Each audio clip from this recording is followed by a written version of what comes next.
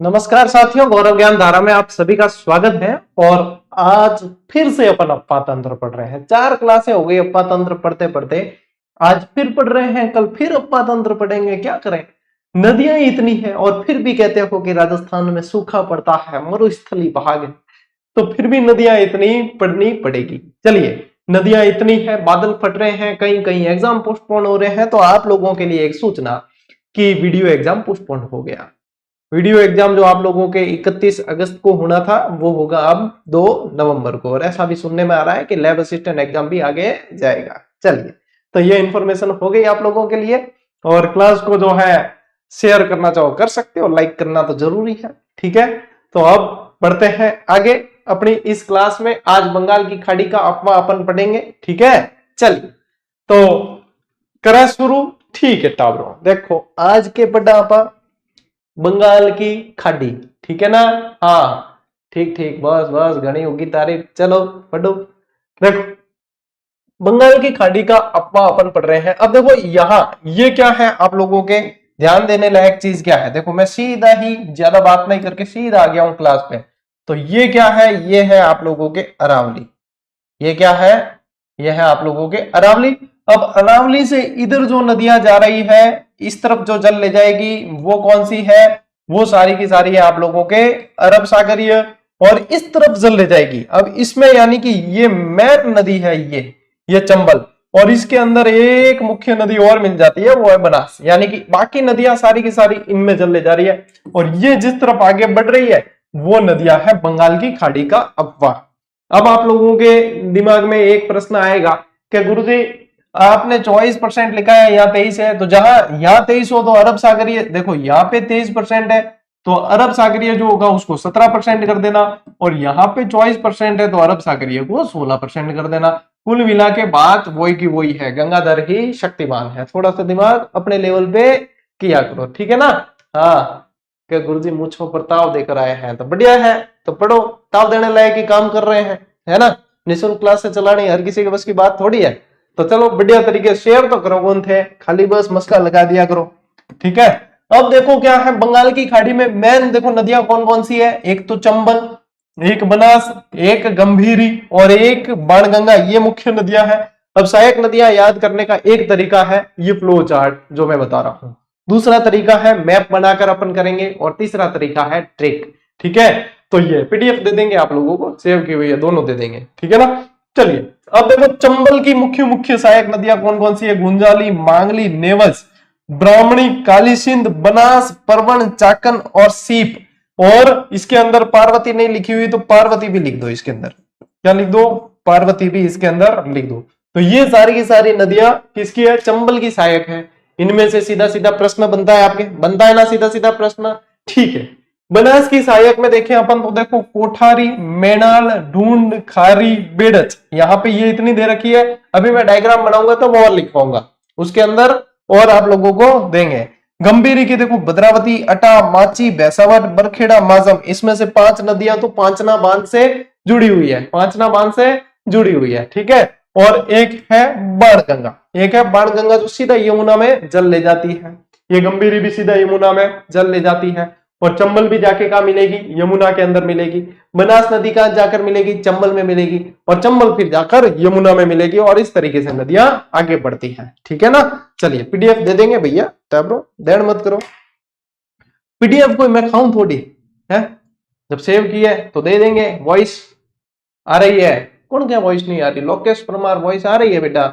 ऐसा देखो मजा ले रही है छोरा।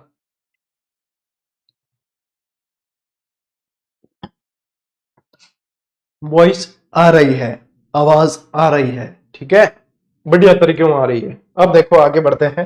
देखो आज अपन पढ़ेंगे स्पेशली, याद रखना, बनास नदी। आज क्या पढ़ रहे हैं अपन? बनास। बनास को वर्णासा नदी भी कहा जाता है। क्या कहा जाता है? वर्णासा नदी भी कहते हैं। और क्या कह देते हैं? वन की आशा भी कह देते हैं। क्या कहते हैं? वन की आशा भी कह देते हैं।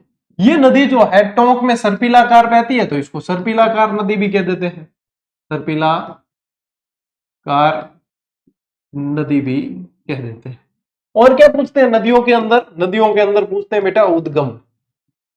क्या पूछते हैं? उद्गम। तो उद्गम कहां से होता है इसका? खमनोर की पहाड़ियां। कहां से होता है?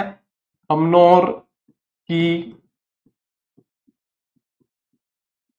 पहाड़ियां। कहां आई हुई है ये? राजसमंद। कुछ बेसिक चीजें जो आप लोगों को पहले पता होनी चाहिए, फिर अपने को डायग्राम तो बनाना ही है। ठीक है, उद्गम हो गया। फिर इसमें पूछते हैं कि लंबाई कितनी है।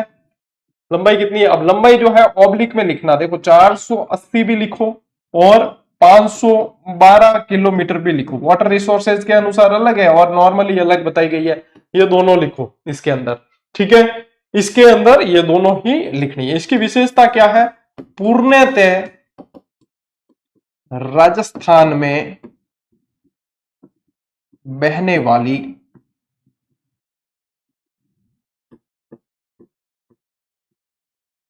सबसे लंबी नदी है। पूर्णतः राजस्थान में बहने वाली सबसे लंबी नदी है ये। ठीक है, 480 किलोमीटर है। ठीक है ना, तो ऐसे इस तरीके से ध्यान रख लेना। ठीक, इतनी बात अपने को पूरी पूरी ध्यान में रखनी है। अब इसके ऊपर जो है त्रिवेणी बने हुए हैं, इसके ऊपर 4 तो त्रिवेणी मिल जाएंगे। ठीक है, 4 तो त्रिवेणी ही मिल जाएंगे। फिर इसके ऊपर बांध मिल जाएंगे, बागेरी नाका मिलेगा, नंदसमंद मिलेगा। फिर इसके अंदर कोठारी नदी आके गिरेगी इसके अंदर, तो उस पे जो है अपने मेजा बांध मिलेगा वगैरह बहुत सारी चीजें। ठीक है टाबरों, तो चला सीधा ही अपा कटा डायग्राम बनाने की तरफ। ठीक है, डायग्राम बनाने की तरफ चलते हैं। गंभीर और गंभीरी अलग अलग है, बिल्कुल। गंभीर और गंभीरी ये सारे जो आप लोगों को, इसीलिए फिर मैं कहूंगा तो कि गुरुजी आप आपके बुक का प्रचार कर रहे हो। जो आपको वन लाइनर दी है बेटा, बताओ देखे कमेंट करके जो पढ़ रहे हो, उसमें समान दिखने वाली नदियों की अलग से आप लोगों को पेज पर मेंशन करके दी है कि नहीं दी है? पीछे देखना, गंभीर गंभीर अलग दी है, मानसी मानसी अलग है, बांडी बांडी अलग है। तो सारी जो एक जैसी दिखने वाली जहां कंफ्यूजन होता है वो दी है।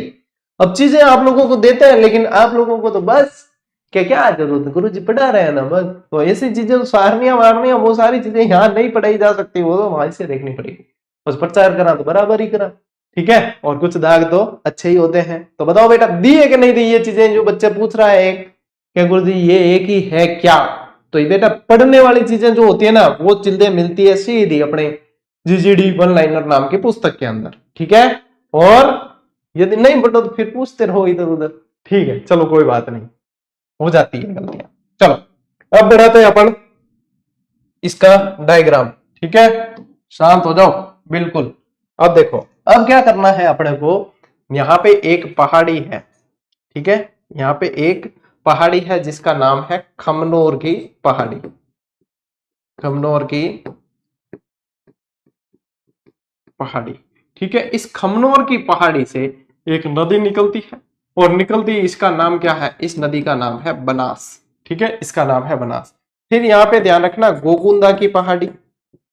गोगुंदा की पहाड़ी, इस गोगुंदा की पहाड़ी से एक नदी निकलती है जिसका नाम होता है आयड़ नदी या आहड़ नदी। ठीक है, ये जाकर गिरती है एक झील है जिसका नाम है उदय सागर। उदय सागर के अंदर ये गिरती है। उदय सागर में गिरने के बाद में जब ये आगे बढ़ती है तो इसका नाम हो जाता है बेड़च। क्या नाम हो जाता है इसका? बेड़च नाम हो जाता है फिर। ठीक है, इसका नाम क्या हो जाता है? बेड़च। इस बेड़च नदी के अंदर ही एक नदी आकर गिरती है जिसका नाम है गंभीर नदी। ठीक है, गंभीरी नदी। गंभीरी नदी ये आकर गिरती है। ये आती है एमपी के जवारा नामक स्थान से। जवारा या जवाद नामक, जवारा की पहाड़ियां, जवारा की पहाड़ियां, इससे आने वाली ये नदी इसके अंदर मिलती है। फिर यह बेड़च आगे बढ़ी। ठीक है, बेड़च आगे बढ़ी और बेड़च आके जो है यहाँ पे गिर गई अपने बनास में। लेकिन यहाँ पे एक और नदी इसके अंदर आकर गिरती है जिसका नाम होता है मेणाल नदी। क्या नाम होता है? मेणाल नदी। मेणाल जलप्रपात भी है इसके ऊपर। ये कहां से आती है? ये आती है बेंगू चित्तौड़गढ़ से। कहां से आती है? बेंगू चित्तौड़गढ़। ठीक है, आगिरगी इम। ठीक है, बनास, बेड़च और मेणाल। अब ये स्थान जाना जाता है बिगोद के नाम से। किस नाम से जाना जाता है? बिगोद। त्रिवेणी संगम। ठीक है, पहला त्रिवेणी संगम आप लोगों के बिगोद के अंदर है। यहां तक समझ में आई बात? यहां तक समझ में आई बात? ठीक है।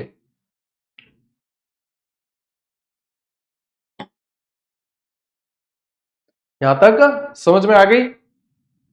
ओके।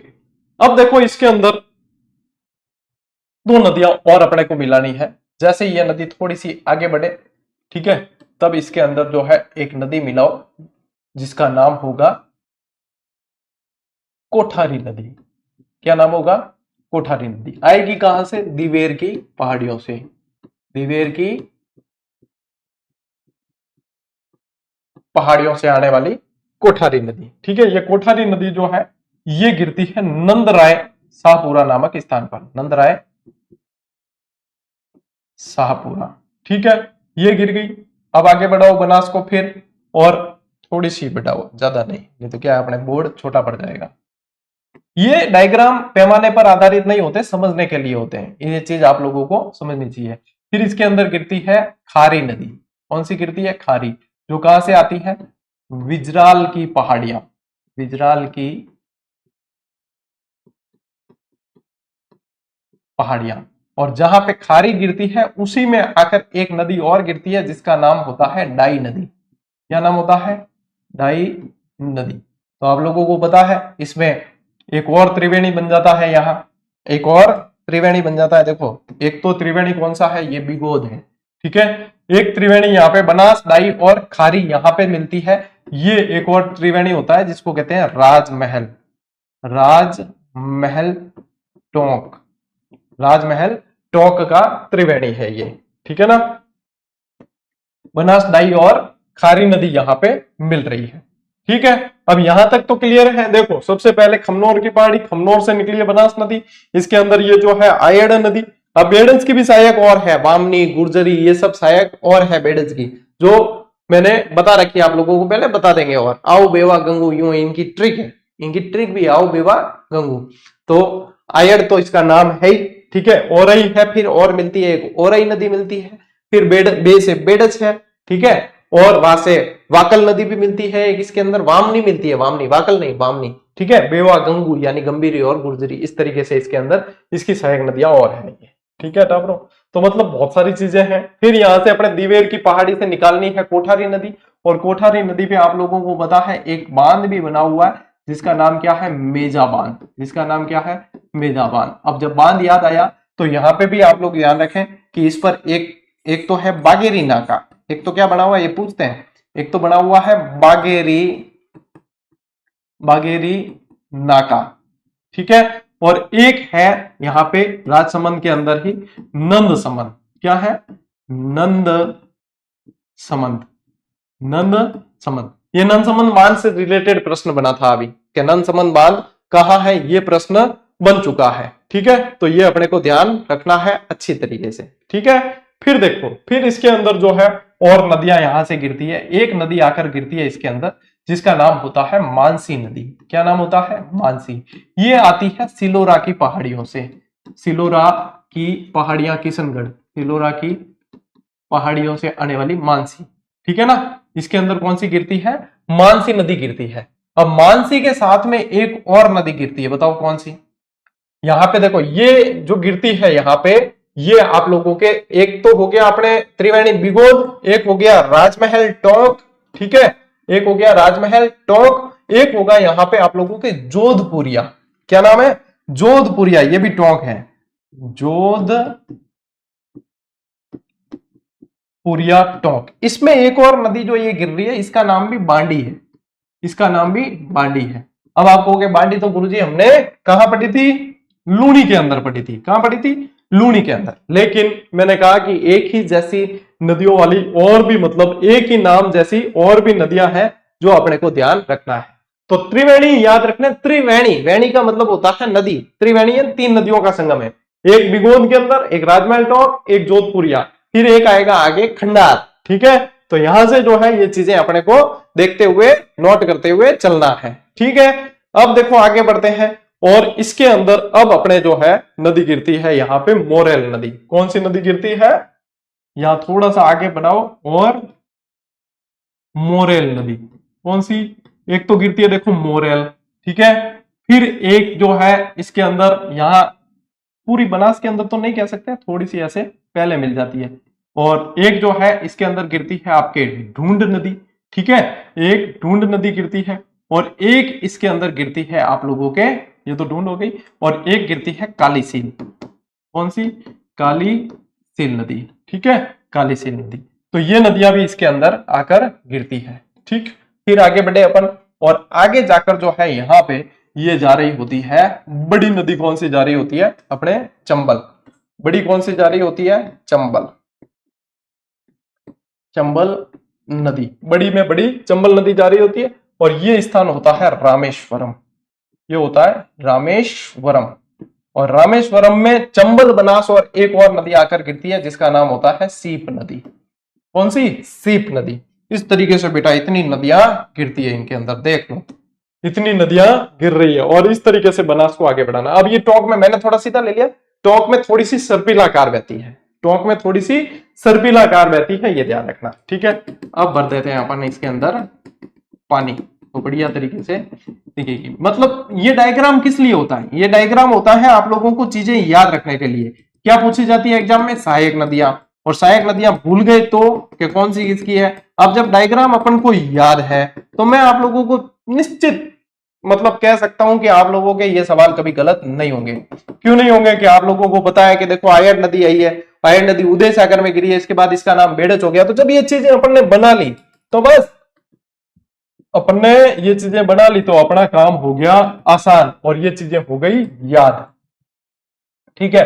अब आपको पता है कि ये मेजा बांध है, इसको ग्रीन माउंट कहा जाता है, तो ये चीजें आपको बिल्कुल अच्छी तरीके से याद हो जाएगी, ठीक है। फिर देखो ये कि खारी नदी मिलाई थी सर ने यहाँ, फिर यहाँ पे डाई नदी मिलाई थी, तो ये चीजें हो जाती है अच्छे से याद, ठीक है।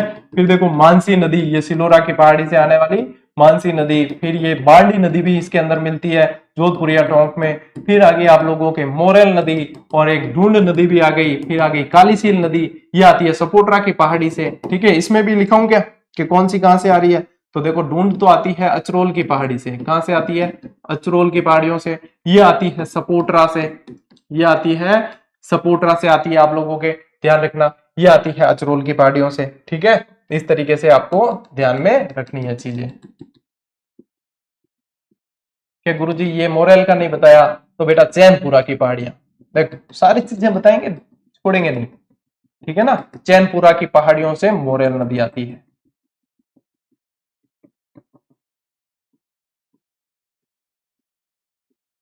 चैनपुरा बस्सी में, तो चीजें आसान है, कठिन बनाना मत, बस यही कहूंगा।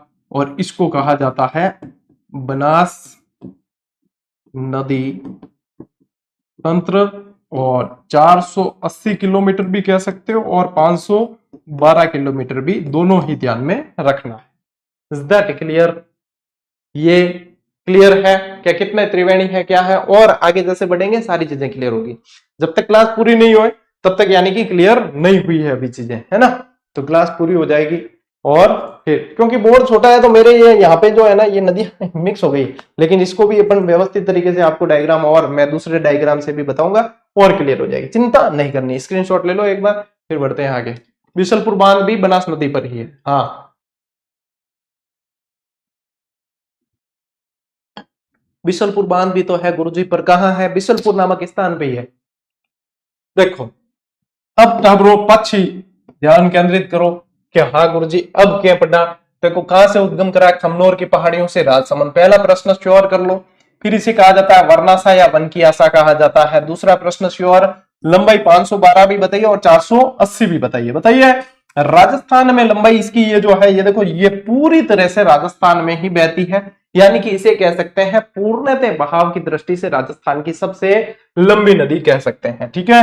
बहाव क्षेत्र इसका देखो राजसमंद, फिर चित्तौड़गढ़, फिर भीलवाड़ा, अजमेर, टोंक, सवाई माधोपुर, और सवाई माधोपुर के रामेश्वरम में ये चंबल में मिल जाती है ना।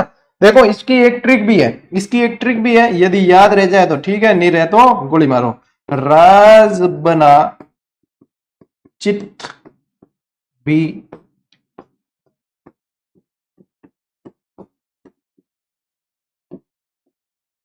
टोस खाएगा। टोस मतलब टोस्ट क्या है, अपन कहते हैं टोस खाएगा, ठीक है। यूं क्या हुआ है, बिल्कुल आसान हो जाए कि राज बना यानी राजसमंद, ये बना यानी बनास नदी है, चित्त यानी चित्तौड़गढ़ यानी भीलवाड़ा, इसका मतलब अजमेर, टोंक सवाई माधोपुर, बस इतना याद रखना है कि राज बना चित्त भी अटोस का क्रम याद रहेगा, क्रम याद रहेगा, बस बाकी कुछ नहीं है, क्रम याद रखने के लिए। ठीक है, चलो डालो, ले स्क्रीनशॉट बड़ा आगे, स्क्रीनशॉट ले। देखो 1500 छोरा लाइव है, और लाइक कितना है देखो, और 1500 तो लाइव है, और कई जना देख कर निकल जाओगे कि हाँ पाछा आयन देखा, और यूं करते करते इतनी देर में 5000 बच्चों ने क्लास देख ली। लाइक के मामले में कमी देखो, सिर्फ कहना पड़ता है इनको बेटा वो भी कर दिया करो। बताओ, अब मुझे अगर रोज तुम्हें कहना पड़ेगा सर अगली क्लास दोगे क्या, दे दो ना सर, अगली क्लास दे दो ना सर, तो बताओ कैसा हो, भूल कैसे जाते हो मुझे ये बताओ। मैं क्लास देना नहीं भूलता और तुम ये कैसे भूल जाते। चलो देखो, अब मान लीजिए ये क्या है, डायग्राम जैसे पेज पर बनाया हुआ है तो बहुत बढ़िया तरीके से इसमें बन जाता है। बोर्ड पे थोड़ा सा जैसे बोर्ड छोटा पड़ गया तो यहाँ पे और चीजें आप लोगों को अच्छे से समझ में आएगी। देखो मैंने क्या बताया सबसे पहले कि खमनौर की पहाड़ियां राजसमंद, उससे अपने निकली बनास नदी, एक बागेरी नाका बांध बना हुआ है इस पे, और एक बना हुआ है नंद समंद। ठीक है, नंद समंद बना हुआ है। फिर मैंने क्या बताया आप लोगों को कि गोगुंदा की पहाड़ी से एक नदी निकलती है जिसका नाम होता है, इसका नाम लिख लेना आयड़ नदी, इसका नाम होता है आयड़ नदी। ये गिरती है उदय सागर झील के अंदर, कहां गिरती है, उदय सागर। फिर इसका नाम क्या हो जाता है, बेड़च नदी हो जाता है। और फिर देखो जावद या जवारा की पहाड़ियों से निकलने वाली जो मध्य प्रदेश से निकलती है गंभीरी नदी, वो इसके अंदर मिलती है। इसका प्रवेश निम्बाहेड़ा चित्तौड़ से होता है, इसका प्रवेश कहां से है, निम्बाहेड़ा चित्तौड़ से। और ये नदी निकल के किसमें मिल जाती है, बेड़च के अंदर। ठीक है, इसके अलावा गंभीर गुर्जरी वामनी वगैरह और मिलती है। ये जाकर कहां मिलेगी, इसके अंदर बिगोद में। लेकिन बिगोद में बेंगू की पहाड़ियों से आने वाली एक और नदी मिलती है, मेणाल नदी, और इसी पर मेणाल जलप्रपात भी बना हुआ है। तो पहला त्रिवेणी हो गया आप लोगों के बिगोद हो गया। देखो बिगोद में भीलवाड़ा के अंदर बनास, बेड़च और मेणाल त्रिवेणी संगम है। फिर दूसरी दिवेर की पहाड़ी से निकाली अपन ने कोठारी नदी, कौन सी, कोठारी। इस पर एक बांध बना हुआ है मेजा बांध, जिसे राजस्थान का ग्रीन माउंट कहा जाता है। क्या कहा जाता है, राजस्थान का ग्रीन माउंट कहा जाता है। ठीक है, और नंदराय नामक शाहपुरा के जो स्थान है वहां पे जाकर ये गिर जाती है बनास के अंदर। फिर बिजराल की पहाड़ियों राजसमंद से कौन सी नदी निकलती है, खारी नदी, कौन सी, खारी नदी, और ये जाकर गिरती है राजमहल टोंक नामक स्थान पे। इसके साथ में इसमें एक डाई नदी भी आकर गिरती है। तो बनास, अपने बनास, खारी और डाई का त्रिवेणी संगम हो जाता है यहाँ पे राजमहल में। ठीक है, फिर क्या बताया, सिलोरा की पहाड़ियां किशनगढ़ से एक नदी निकलती है मानसी नदी, और एक निकलती है बांडी नदी। ठीक है, एक यहाँ पे बांडी नदी, और ये भी आप लोगों के मिल जाती है यहाँ पे बनास के अंदर। ये भी कहां मिल जाती है, बनास के अंदर। फिर जो है ये जो मिलती है खंडार नामक, खंडार पे तो ये मिलती है, ये भी आप लोगों के त्रिवेणी संगम है। ठीक है, फिर देखो चैनपुरा की पहाड़ियों से निकलती है मोरेल नदी, अचरोल की पहाड़ियों से ढूंढ नदी, और ये सपोटरा की पहाड़ी जो कैला देवी पहाड़ी भी कह देते हैं उससे निकलती काली सिंध। और ये हाड़ोती गांव में इनका मिलन होता है, ये त्रिवेणी नहीं है। ठीक है, ये ध्यान रखना, ये आगे पीछे मिलती है, त्रिवेणी नहीं है। फिर ये आगे बढ़ी तो यहाँ पे चंबल नदी में मिल जाती है, और ये स्थान होता है, इसमें एक सीप नदी और आकर गिरती है। कौन सी गिरती है, सीप नदी। और ये जो त्रिवेणी होता है ये कहलाता है आप लोगों के, क्या कहलाता है, रामेश्वरम। ये क्या कहलाता है, रामेश्वरम। ठीक है, कौन सा, रामेश्वरम। चंबल, बनास और सीप का त्रिवेणी। तो आप ले सकते हो आप स्क्रीनशॉट। चलिए, ये एकदम व्यवस्थित एक बना हुआ मैप है, और ये तो मैंने किताब के अंदर शामिल करके भी दिया है, तो चिंता मत करना।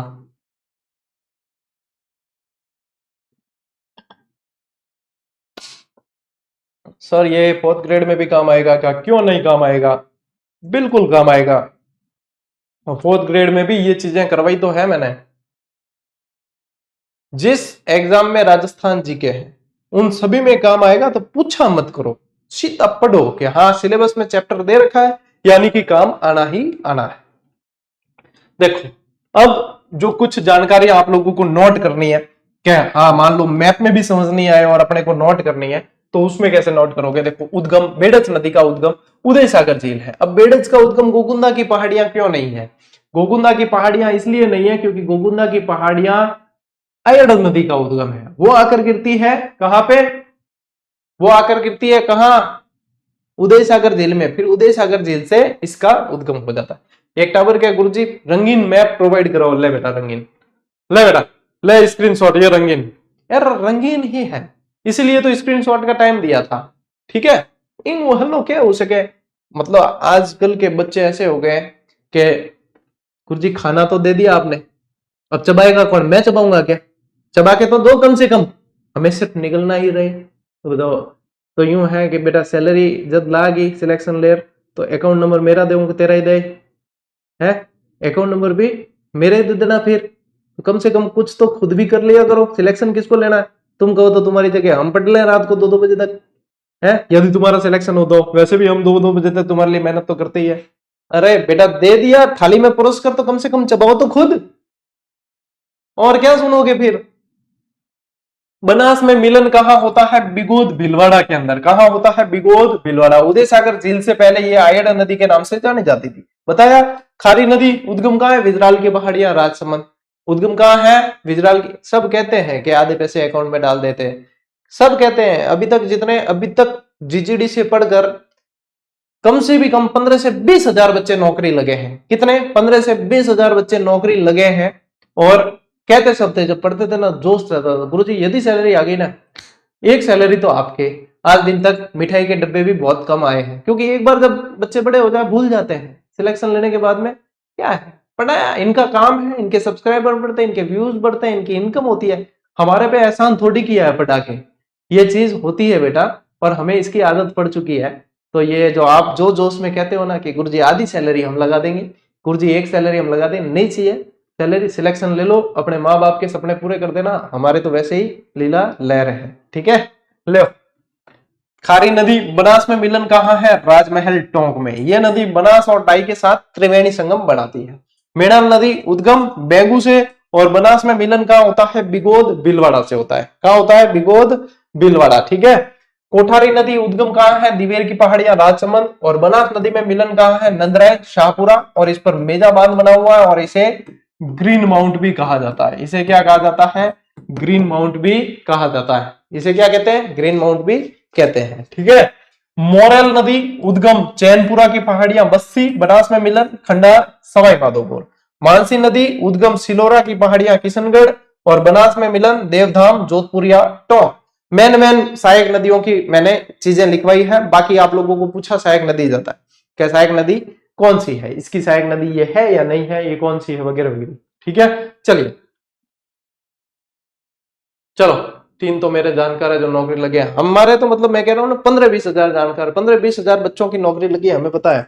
जो तो मैं नंबर नहीं देता कि आप इस जगह इस नंबर पे मैसेज करके अपनी इंफॉर्मेशन दो या बताओ सिलेक्शन हुआ या नहीं, हमें पता है सिलेक्शन हो रहा है, पढ़ रहे हैं बच्चे पास, तो अपने नंबर देते नहीं, कमेंट कर देते हैं कोई बच्चे तो ठीक है, बाकी पढ़ो, सिलेक्शन ले लिया बस, आपकी इच्छा पूरी हो गई। चलो